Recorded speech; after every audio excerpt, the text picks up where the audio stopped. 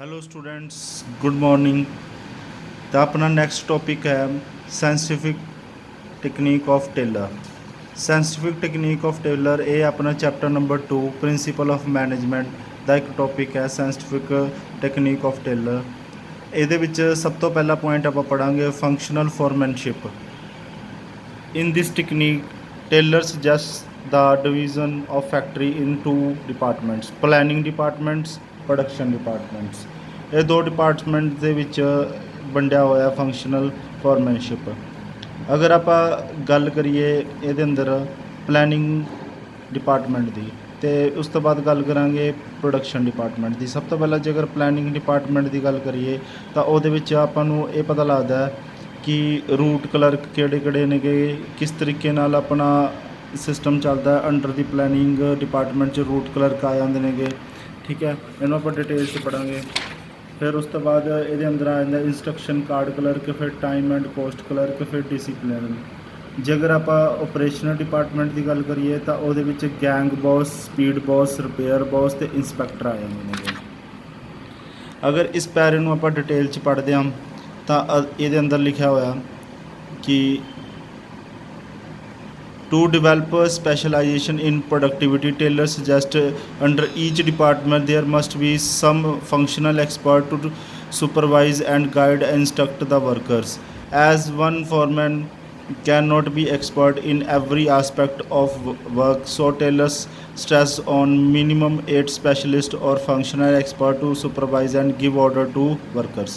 ਦੇਖੋ ਤੁਹਾਨੂੰ ਇਹ ਗੱਲ ਤਾਂ ਯਾਦ ਹੀ ਹੋਊਗੀ, ਇਹ ਗੱਲ ਤੁਹਾਨੂੰ ਵੀ ਪਤਾ ਹੈ, ਇੱਕ ਬੰਦਾ ਹਰ ਚੀਜ਼ ਦੇ ਵਿੱਚ ਐਕਸਪਰਟ ਨਹੀਂ ਹੁੰਦਾ ਅਤੇ ਹਰੇਕ ਫੀਲਡ ਅਲੱਗ ਹੁੰਦੀ ਹੈ। ਤਾਂ ਇਸ ਲਈ ਕੀ ਕੀਤਾ ਟੇਲਰ ਨੇ ਕਿ ਉਹ ਮਤਲਬ ਕੋਈ ਬੰਦਾ ਜਿਹੜਾ ਸਪੈਸ਼ਲਿਸਟ ਜਿਹੜੇ ਚੀਜ਼ ਦੇ ਲਈ ਉਹ ਐਕਸਪਰਟ ਹੈ ਉਹਨੂੰ ਉਹ ਕੰਮ ਦੇ ਦਿੱਤਾ।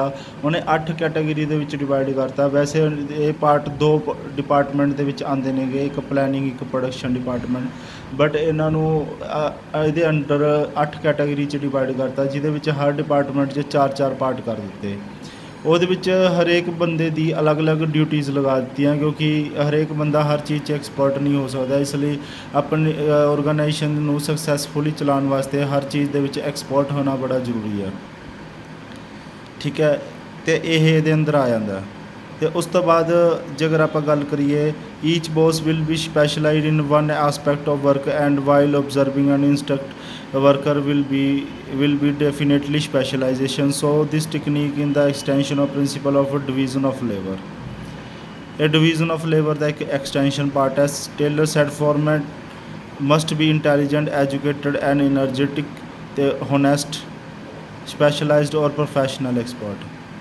ਠੀਕ ਹੈ, ਅਤੇ ਹੁਣ ਇਸ ਦੇ ਵਿੱਚ ਅੱਗੇ ਆਪਾਂ ਜੇਕਰ ਇਹਨੂੰ ਕੈਟਾਗਰੀ ਦੀ ਗੱਲ ਕਰੀਏ, ਸਭ ਤੋਂ ਪਹਿਲੀ ਕੈਟਾਗਰੀ ਆ ਜਾਂਦੀ ਹੈ ਫੰਕਸ਼ਨਲ ਐਕਸਪਰਟ ਦੀ। ਸਭ ਤੋਂ ਪਹਿਲਾਂ ਕੈਟਾਗਰੀ ਆਉਂਦੀ ਹੈ ਰੂਟ ਕਲਰਕ। ਰੂਟ ਕਲਰਕ ਕੀ ਹੁੰਦਾ, ਇਹ ਕੀ ਕੰਮ ਕਰਦਾ? This foreman is responsible to fix up the sequence of step from performing mechanical or manual job. ਜਿਹੜਾ ਰੂਟ ਕਲਰਕ ਹੁੰਦਾ ਉਹ ਜਿਹੜਾ ਕੀ ਆ ਰਿਸਪੋਂਸੀਬਲ ਹੁੰਦਾ ਕਿ mechanical and or manual job ਦੇ ਉੱਤੇ। ਜਿਹੜੀ ਮਕੈਨੀਕਲ ਔਰ ਮੈਨੂਅਲ ਜੋਬਸ ਹੁੰਦੀਆਂ ਨੇਗੀਆਂ ਉਹਦੀ ਪਰਫੋਰਮੈਂਸ ਦੇ ਲਈ ਉਹ ਰੂਟ ਕਲਰਕ ਕੀ ਹੁੰਦਾ, ਰਿਸਪੋਂਸੀਬਲ ਹੁੰਦਾ। ਬਸ ਤੁਸੀਂ ਆਹ ਚੀਜ਼ ਯਾਦ ਰੱਖਣੀ ਇਹਦੇ ਅੰਦਰ। ਅਤੇ ਇਸ ਤੋਂ ਬਾਅਦ ਦੇਖੋ ਇੰਸਟਰਕਸ਼ਨ ਕਾਰਡ ਕਲਰਕ, ਇਹਦਾ ਕੰਮ ਕੀ ਹੁੰਦਾ? The foreman is responsible for giving general instruction necessary to carry on the job in the specified manner. ਜਿਹੜਾ ਇੰਸਟਰਕਸ਼ਨ ਕਾਰਡ ਕਲਰਕ ਹੁੰਦਾ ਉਹਦਾ ਕੰਮ ਕੀ ਹੁੰਦਾ ਕਿ ਮਤਲਬ ਜੋਬ ਸਹੀ ਤਰੀਕੇ ਨਾਲ ਚੱਲਦੀ ਰਹੇ। ਉਹ ਜਿਹੜੀ ਇੰਸਟਰਕਸ਼ਨ ਨੇ ਉੱਪਰ ਟੌਪ ਲੈਵਲ ਮੈਨੇਜਮੈਂਟ ਤੋਂ ਆਈਆਂ ਨੇਗੀਆਂ, ਉਹਨਾਂ ਨੂੰ ਕੀ ਕਰਦਾ, ਆਪਣੀ ਜਿਹੜੀ ਫਰਮ ਦੇ ਵਰਕਰਸ ਨੇ ਉਹਨਾਂ ਤੱਕ ਪਹੁੰਚਾਉਣ 'ਚ ਹੈਲਪ ਕਰਦਾ ਜਿਹੜੀ ਵੀ ਜਰਨਲ ਇੰਸਟਰਕਸ਼ਨਸ ਹੁੰਦੀਆਂ ਨੇ, ਤਾਂ ਜੋ ਉਹ ਸਹੀ ਢੰਗ ਨਾਲ ਕੰਮ ਕਰ ਸਕਣ। ਉਸ ਤੋਂ ਬਾਅਦ ਦੇਖੋ time and cost clerk. The foreman is responsible to fix up the time for starting and completion of job. He also prepared the cost sheet for every job। ਇਸ ਤੋਂ ਬਾਅਦ ਹੁਣ ਟਾਈਮ ਐਂਡ ਕੋਸਟ ਕਲਰਕ ਦਾ ਮਤਲਬ ਕੀ ਹੋਗਾ? ਇਹਨਾਂ ਦਾ ਕੰਮ ਸਿਰਫ ਇੰਨਾ ਹੈ ਕਿ ਇਹ ਜਿਹੜਾ ਇਹ ਚੈੱਕ ਕਰਦੇ ਨੇ ਉਸ ਚੀਜ਼ ਲਈ ਰਿਸਪੋਂਸੀਬਲ ਹੁੰਦੇ ਨੇ ਕਿ ਕਦੋਂ ਟਾਈਮ 'ਤੇ ਕਿੰਨੇ ਟਾਈਮ 'ਤੇ ਆਪਣੀ ਜਿਹੜੀ ਵਰਕਰਸ ਦੀ ਜੋਬ ਹੈ ਸਟਾਰਟ ਹੋਈ ਅਤੇ ਕਿੰਨੇ ਟਾਈਮ ਦੇ ਵਿੱਚ ਇਹਨਾਂ ਦੀ ਜੋਬ ਕੰਪਲੀਟ ਹੋਈ, ਅਤੇ ਉਹਦੇ ਵਿੱਚ ਕੋਸਟ ਸ਼ੀਟ ਦੁਆਰਾ ਜੋਬ ਦੀ ਵੈਲਿਊ ਨਿਕਲੀ ਜਾਂਦੀ ਹੈ ਕਿ ਕਿੰਨੀ ਉਹਦੀ ਜੋਬ ਦੀ ਕਿੰਨੀ ਵੈਲਿਊਜ਼ ਪੈਂਦੀ ਹੈ, ਕਿੰਨੀ ਕੋਸਟ ਉਹਦੀ ਪੈਂਦੀ ਹੈ। ਡਿਸਿਪਲਿਨਰ ਦੇ ਵਿੱਚ ਆ ਜਾਂਦਾ ਫੋਰਮੈਨ ਰਿਸਪੋਂਸੀਬਲ ਹੁੰਦਾ ਕਿ ਉਹਦੀ ਪਰਫੋਰਮੈਂਸ ਆਰਡਰਲੀ ਅਤੇ ਸਿਸਟਮੈਟਿਕਲੀ ਵੇ ਨਾਲ ਚੱਲਦੀ ਰਹੇ, ਠੀਕ ਹੈ। ਅਤੇ ਉਸ ਤੋਂ ਬਾਅਦ ਆ ਜਾਂਦਾ ਆਪਰੇਸ਼ਨਲ ਡਿਪਾਰਟਮੈਂਟ। ਆਪਰੇਸ਼ਨਲ ਡਿਪਾਰਟਮੈਂਟ ਦੇ ਵਿੱਚ ਕੀ ਆਉਂਦਾ, ਸਭ ਤੋਂ ਪਹਿਲਾਂ ਗੈਂਗ ਬੌਸ।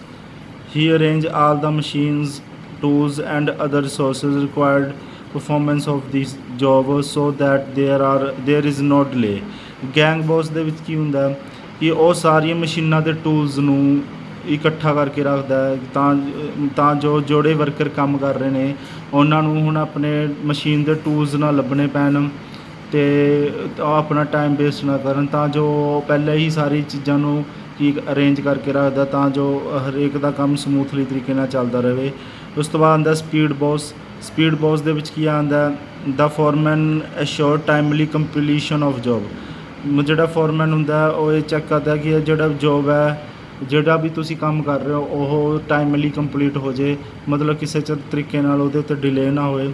ਰਿਪੇਅਰ ਬੌਸ ਦਾ ਜਿਹੜਾ ਬੌਸ ਹੁੰਦਾ ਉਹਦੇ ਵਿੱਚ ਮਸ਼ੀਨਸ ਅਤੇ ਟੂਲਸ ਦੀ ਵਰਕਿੰਗ ਕੰਡੀਸ਼ਨਸ ਕੀ ਹੁੰਦੀਆਂ, ਜੇ ਖਰਾਬ ਹੋ ਜਾਂਦੀਆਂ ਨੇਗੀਆਂ ਤਾਂ ਉਹਨੂੰ ਟਾਈਮ ਟੂ ਟਾਈਮ ਰਿਪੇਅਰ ਕਰਨਾ ਤਾਂ ਜੋ ਸਮੂਥਲੀ ਤਰੀਕੇ ਨਾਲ ਵਰਕ ਕਰ ਸਕਣ ਮਸ਼ੀਨਾਂ।